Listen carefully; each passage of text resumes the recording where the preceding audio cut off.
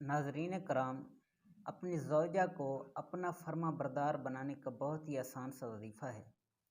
बाज़ औक़ात ऐसी औरतें होती हैं जो अपने शौहर की नाफरमानी करती हैं, तो उन औरतों को फर्मा बरदार बनाने के लिए बहुत ही आसान सा वजीफ़ा है।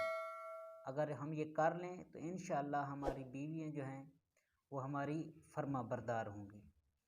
तो या वलियो, जो कोई इस इसम को बहुत पढ़ेगा यानी कसरत से पढ़ेगा, इंशाअल्लाह अज़्ज़वजल उसकी ज़ौजा उसकी फर्मा बरदार बन जाएगी।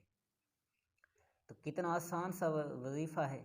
अगर हम ये कर लें तो इंशाअल्लाह हमारे घर के अंदर अमन होगा, सुकून होगा और हमारे घर के अंदर खुशहाली होगी और हमारी बीवी इंशाअल्लाह हमारी फर्मा बरदार बन जाएगी। अल्लाह ताला हम सब के घर के अंदर सुकून अता फरमाए, आपस में इत्तेहाद और मोहब्बत अता फरमाए।